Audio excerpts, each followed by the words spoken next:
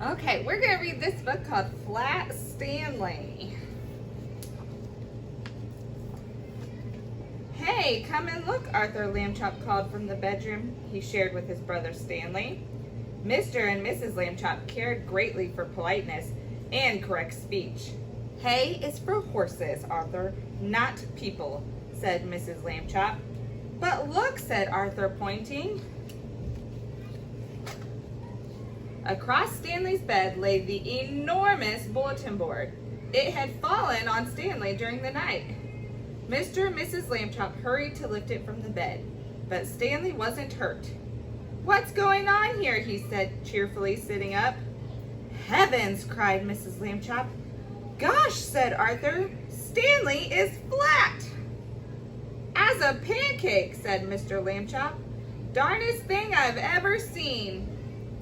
Mrs. Lambchop sighed and said, Let's all have breakfast then. We'll hear what Dr. Dan has to say. In his office, Dr. Dan examined Stanley. How do you feel? He asked. I felt sort of tickly after I got up, Stanley said, but I feel fine now. Well, that's mostly how it is with these cases, says Dr. Dan. The nurses took Stanley's measurements. He was 4 feet tall, about 1 foot wide and a half, and 1 inch thick. Being flat could be fun. Stanley enjoyed going in and out of rooms by sliding through the crack at the bottom of the door. Arthur tried too, but he just banged his head. Being flat could be exciting. During the holidays, Stanley was invited to visit his friend Thomas in California. Mr. Lambchop brought home an enormous brown paper envelope and said, Stanley, try this on for size. The envelope fit Stanley perfectly, and the next morning his parents slid him into it along with an egg salad sandwich and mailed him from the box on the corner. Stanley had a fine time in California. Thomas's family returned him in a beautiful white envelope they had made themselves. They marked it airmail and wrote valuable and this end up on both sides. In the park one Sunday afternoon, Stanley and Arthur watched some boys flying big kites. Someday, Arthur said, I would like to have a big kite. You can fly me, Arthur, Stanley said. Come on. He gave Arthur a spool of string and attached the string to himself. Then he ran across the grass to catch the wind.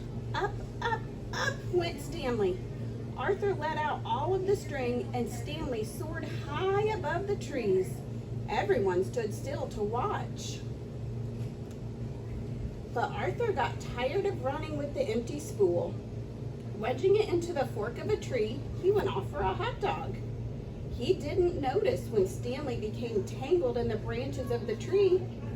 Half an hour passed before Arthur heard Stanley's shouts and climbed up to set him free.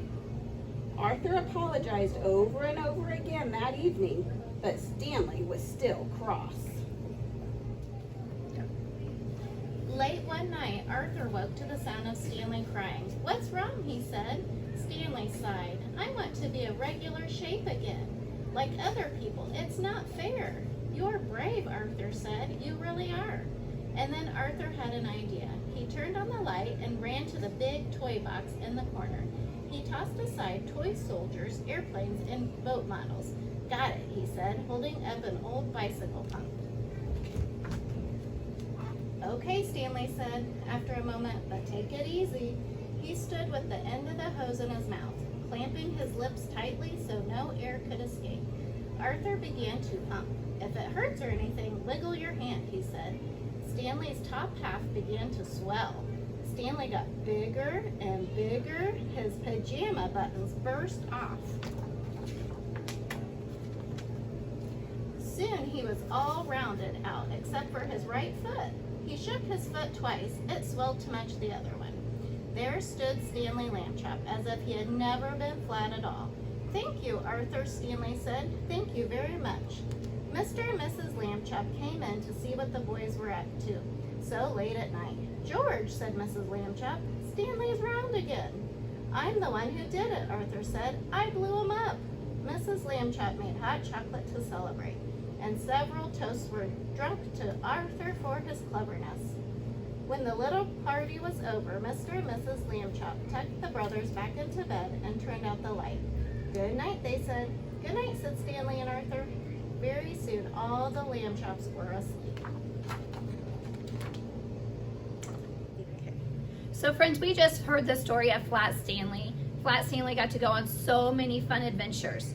For our May family project, we are going to send home a flat version of us. A flat Miss Nakia, a flat Miss Kelly, a flat Miss Lori Glauber, and a flat Miss Lori Rowe. We want you to take us on adventures. We want to go bicycle riding with you. We want to go to the park. We want to eat dinner with you. We want you to read us stories. When you do these adventures, take pictures and send them to us. We can't wait to see what we do with you.